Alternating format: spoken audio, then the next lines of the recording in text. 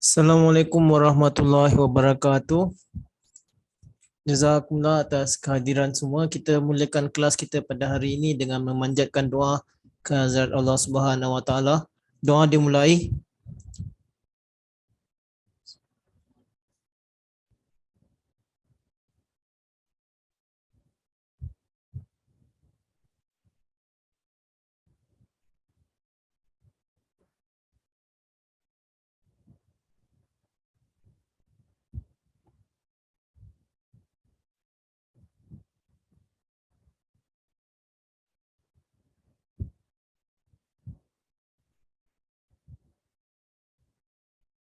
Amin ya rabbal alamin. Kita sambung pada ayat seterusnya. A'udzubillahi minasyaitonirrajim. Bismillahirrahmanirrahim. Wa dan la pasti atau sesungguhnya. Tajidanna kamu akan mendapati. Ini macam ada takkid, ada nun tasydid.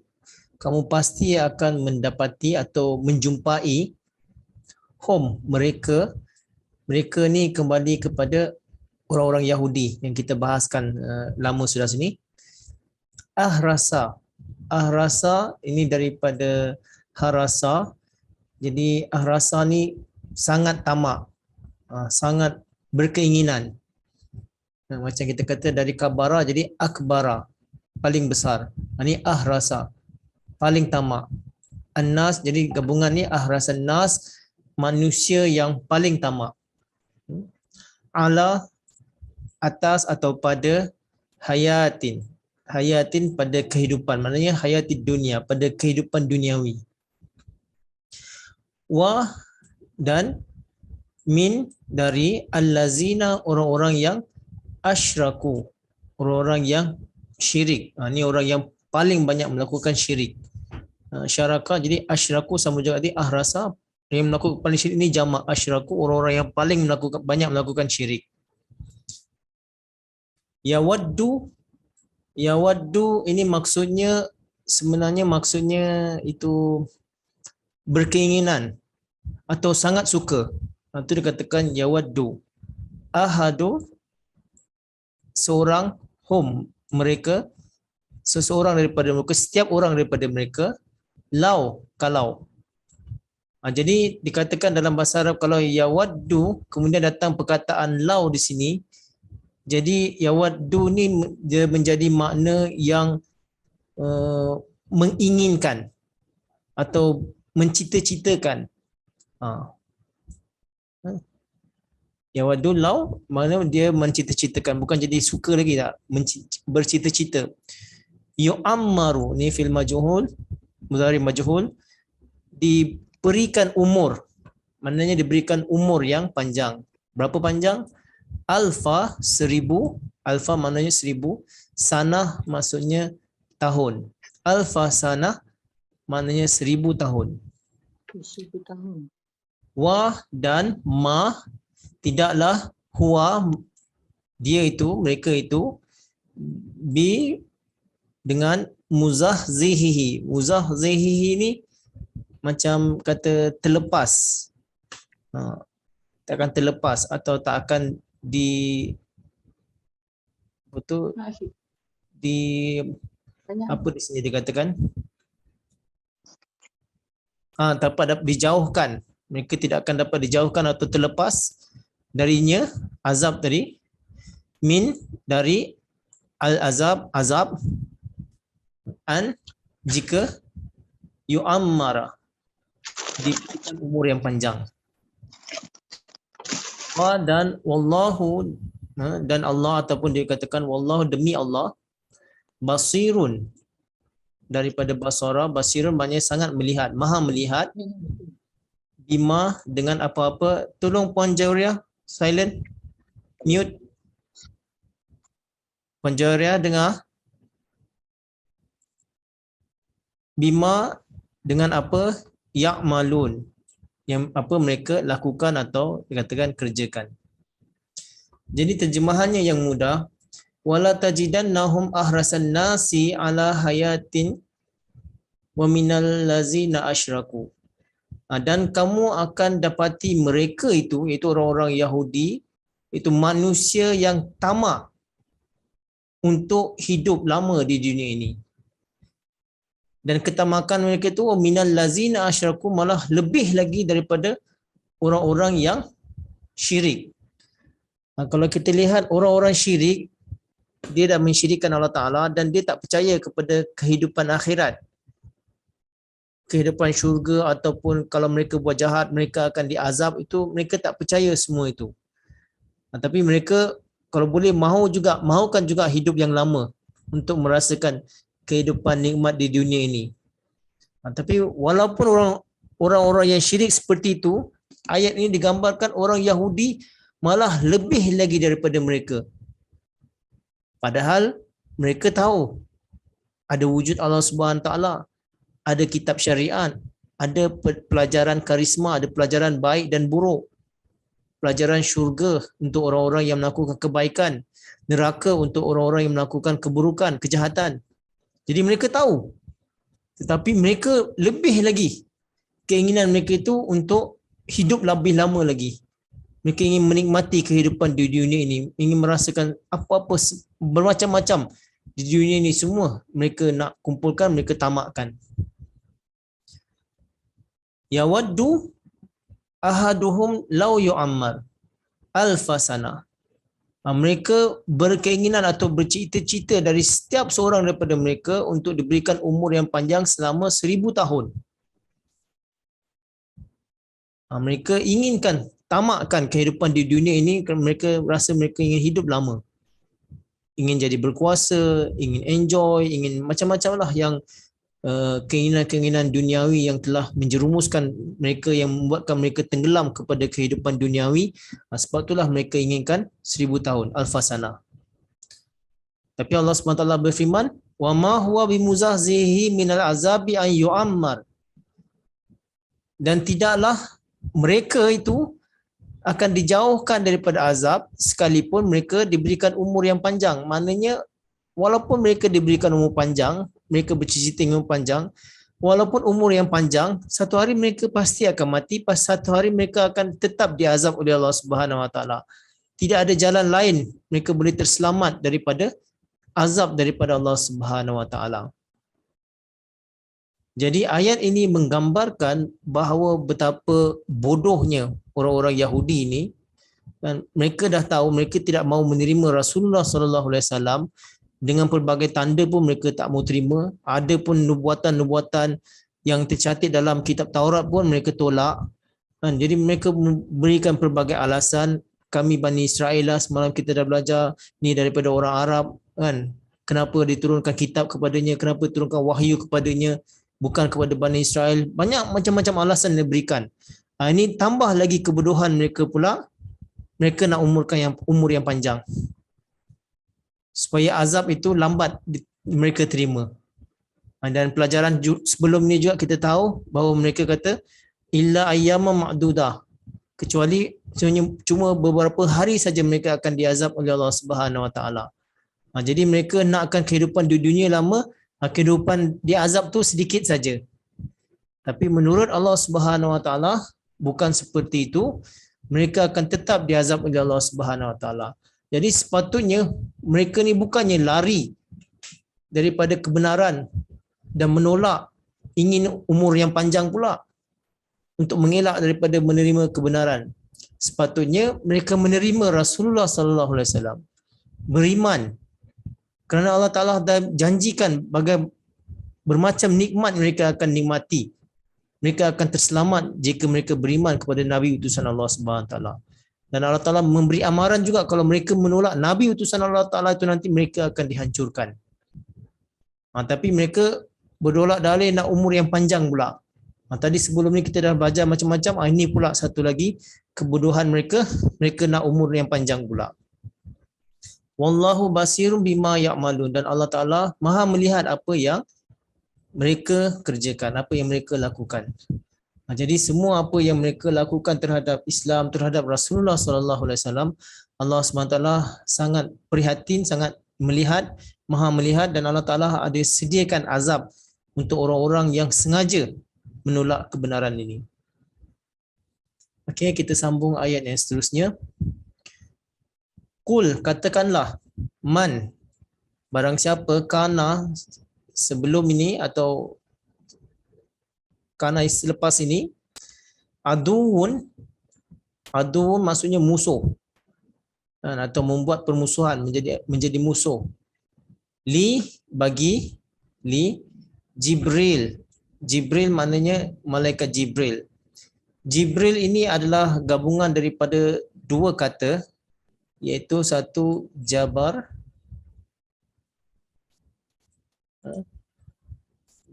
kemudian satu lagi Il. Il. Jabar maksudnya yang berani, yang teguh, yang kuat, itu maksudnya Jabar. Il dalam bahasa Ibrani maksudnya Tuhan. Jadi kalau kita di sini maknanya hamba Tuhan yang berani, yang kuat. Tapi kalau dalam bahasa Arab dia tidak ada il. Tapi dia hampir-hampir sama dengan bahasa Ibrani juga. Kalau bahasa Arab dia ada ni Ailun.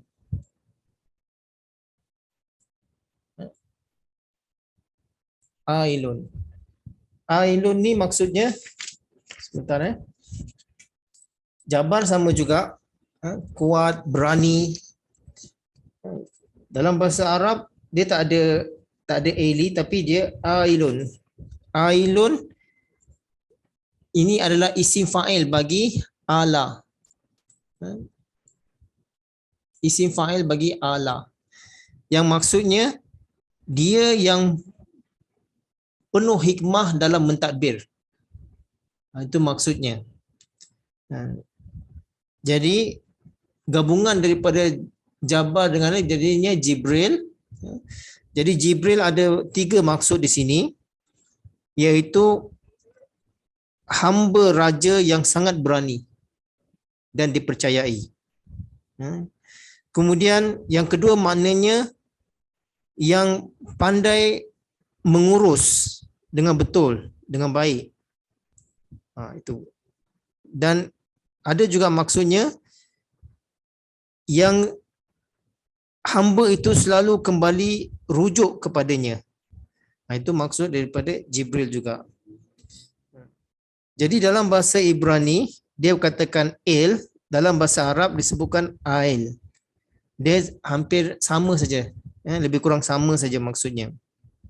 Sebab dalam bahasa Ibrani pun ada juga ulama-ulama Yahudi yang pakar, mereka mengatakan il juga maksudnya yang perkasa, yang kuat. Ini dalam ensiklopedia Biblica. Mereka disebutkan il juga, Jibrail. Dan il juga maksudnya tempat manusia selalu merujuk kepadanya. Ini daripada il tadi. Jadi Jibrail ini ditujukan kepada hamba Allah Ta'ala yang berani, yang pandai mentadbir, mengurus, mengatur. Jadi kita tahu bahawa Jibrail ini adalah malaikat Jibrail alaihissalam yang menurunkan wahyu kepada Nabi Muhammad sallallahu alaihi wasallam. Sebenarnya dalam Taurat pun, dalam Islam pun, dalam Al-Quran pun, Jibril, bila dikatakan Jibril, itu maksudnya malaikat Jibril yang menurunkan wahyu. Sama dalam Taurat pun, sama dalam Al-Quran pun. Okey. Fa maka inna sesungguhnya hu ianya nazzala telah diturunkan, berulang-ulang telah diturunkan, hu ianya ala ke atas qalbi, hati, ka engkau ini kepada Nabi Muhammad sallallahu alaihi wasallam.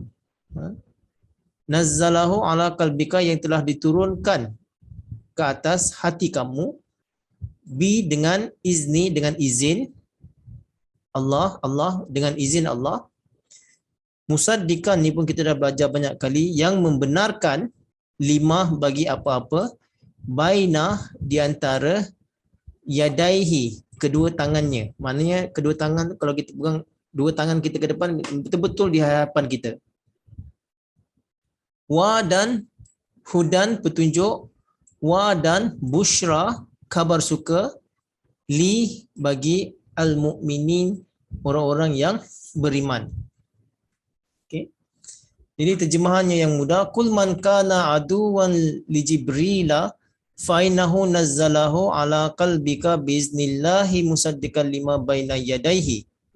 Jadi katakanlah, barang siapa yang bermusuh dengan Jibril, maka disebabkan kerana apa yang telah diturunkan di dalam hati engkau dengan izin Allah Ta'ala yang membenarkan apa-apa yang ada di hadapan mereka.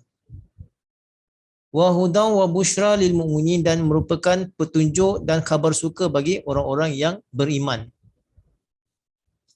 Jadi di sini ayat ini menggambarkan bahawa ada satu penyakit baru yang terjadi bagi orang-orang Yahudi di zaman Rasulullah sallallahu alaihi wasallam, bahawa bila malaikat Jibril alaihissalam turun kepada Nabi Muhammad sallallahu alaihi wasallam dan mereka tidak suka. Mereka membuat satu tuduhan atau satu reka-rekaan. Mereka mengatakan Jibril ini bukan malaikat membawa wahyu. Jadi Jibril ini adalah malaikat yang membawa azab. Dan malaikat yang membawa wahyu mereka katakan itu adalah Mikail. Penyakit ini, barah ini dah ada di zaman Rasulullah sallallahu alaihi wasallam kerana kebencian mereka kepada Nabi Muhammad sallallahu alaihi wasallam. Ini lagi satu keburukan mereka malaikat pun mereka dah tuduh. Malaikat pun tidak menyebelah kepada mereka. Kenapa mereka katakan malaikat Jibril ini adalah malaikat azab pun. Jadi kerana malaikat Jibril datang, jadi bangsa Yahudi jadi teruk, jadi hancur, jadi pecah belah, jadi berterbakan. Itulah mereka tuduh pula kepada Jibril alaihissalam. Fa innahu nazalahu ala qalbika, hanya disebabkan kerana telah diturunkan kepada hati engkau, iaitu Al-Quran. Kerana Jibril telah datang memberikan wahyu kepada Nabi Muhammad sallallahu alaihi wasallam biiznillah, dengan izin Allah Taala. Hanya disebabkan ini Jibril datang kepada Nabi Muhammad, mereka mula menjadi membenci kepada Jibril alaihissalam. Mereka membuat dalam hadis-hadis mereka cerita yang lain daripada Taurat. Sebenarnya kalau kita perhatikan dalam Taurat pun dikatakan Jibril adalah malaikat yang membawa wahyu oleh Allah Subhanahu Wa Taala. Dan malaikat Mikail itu adalah malaikat yang mengurus alam semesta ini. Tetapi kerana kebenciannya kepada Nabi Muhammad sallallahu alaihi wasallam, mereka mengatakan Jibril pun dah tak menyebelah pada mereka. Jibril adalah malaikat azab. Sepatutnya yang malaikat wahyu itu adalah Mikail. Mereka hendakkan Mikail datang kepada bangsa Yahudi. Kalau Jibril datang, memang Jibril akan hancurkan bangsa Yahudi. Itu pendapat mereka pula. Jadi di sini Allah SWT berfirman lagi, musaddiqan lima baina yadayhi, dan membenarkan apa-apa yang berada di hadapan mereka, wa hudan wa busyra lil mu'minin, dan petunjuk dan kabar suka bagi orang-orang yang beriman. Sebenarnya Allah Taala dah beritahu bahawa wahyu yang dibawa Jibril alaihissalam kepada Nabi Muhammad sallallahu alaihi wasallam itu sebenarnya adalah yang membenarkan kitab mereka, yang mereka sebelum ini war-warkan, yang mereka sebelum ini bangga-banggakan, mereka menunggu dan mengharapkan. Dan bila benda ini datang, wahyu ini turun, sepatutnya ini membenarkan kitab mereka. Mereka harus bergembira. Dan betul-betul mereka harus berbangga kerana Allah Taala telah mengirimkan Nabi Muhammad sallallahu alaihi wasallam dengan perantaraan Jibril, dengan dikurniakan kitab Al-Quran yang merupakan petunjuk dan kabar suka bagi orang-orang beriman. Sepatutnya mereka beriman dan menerima Rasulullah sallallahu alaihi wasallam, menerima pelajaran Islam, menerima Al-Quran, dan lihat nanti bagaimana Allah Taala akan sediakan nikmat-nikmat kepada mereka. Tapi malangnya, sebaliknya mereka beriman, tapi sebaliknya mereka menolak, mereka memberikan banyak-banyak alasan. Sampailah kepada Jibril pun mereka sudah mula bermusuhan. baiklah kalau kita katakan, kalau mereka katakan Jibril ini contoh saja, kalau mereka katakan Jibril ini sepatutnya adalah, mereka katakan dia adalah malaikat yang membawa azab, bukan yang membawa wahyu.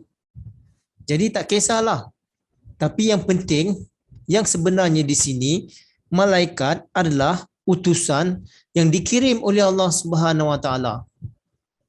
Sama ada dia bawa wahyu ke, sama ada dia bawa menjaga alam semesta ini ke, atau dia bawa azab ke, tetapi mereka para malaikat ini adalah utusan Allah Subhanahu Wa Taala. Jadi kalau Allah Subhanahu Wa Taala telah mengutus malaikat untuk membenarkan kedatangan Nabi Muhammad sallallahu alaihi wasallam, mereka harus terima. Tetapi sebaliknya mereka melawan, mereka menidakkan. Itu apa maksudnya? Maksudnya mereka hampir melawan kepada Tuhan pula. Sebab malaikat bukan didatang dengan sendiri. Malaikat bukan dikirim dengan mengikut sesuka hati mereka sendiri. Tetapi melainkan apabila diberikan oleh Allah SWT satu amanah, satu tanggungjawab, jadi mereka akan sempurnakan apa yang diperintahkan oleh Allah Subhanahu Wa Taala.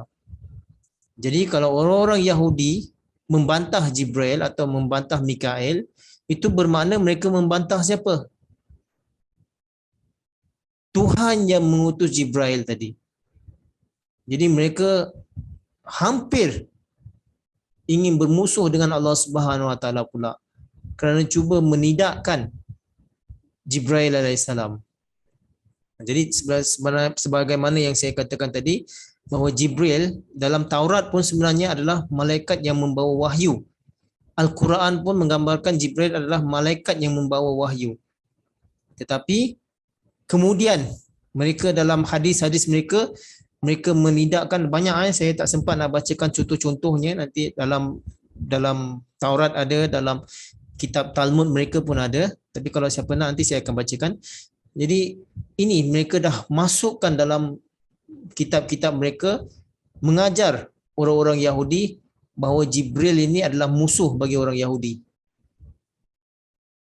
Kerana kedatangannya membawa azab, membuatkan bangsa Yahudi menjadi bertabrakan, menjadi tak tentu arah, menjadi berkelana ke sana kemari.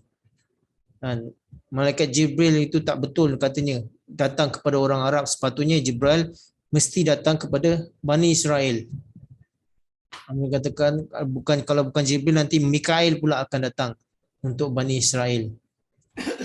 Inilah keburukan lagi. Tadi kita dah bagi tahu mereka nak umur yang panjang, dan tambah lagi banyak lagi keburukan daripada orang-orang Yahudi ini, sampaikan kepada Jibril pun mereka ingin melawan, ingin menidakkan, padahal Jibril alaihissalam adalah hamba atau malaikat utusan Allah Subhanahu Wa Taala ke bumi ini. Sebentar. Dan besok insya-Allah saya akan sambung sini. Daripada Jibril, sekarang mereka akan musuh pula kepada Allah, kepada malaikat, kepada Rasul, kepada Jibril, kepada Mikail. Makin lagi teruk lagi. InsyaAllah saya akan sambung besok. Tapi untuk hari ini setakat 2 ayat ni saja dahulu. InsyaAllah kita akan sambung besok untuk ayat yang seterusnya. Tapi kita akan cuba hazamkan apa yang kita pelajari pada hari ini. Nanti kalau ada siapa nak tambah atau ada soalan, silakan. Wabillahi taufiq wal hidayah. Assalamualaikum warahmatullahi wabarakatuh. Jazakumullah.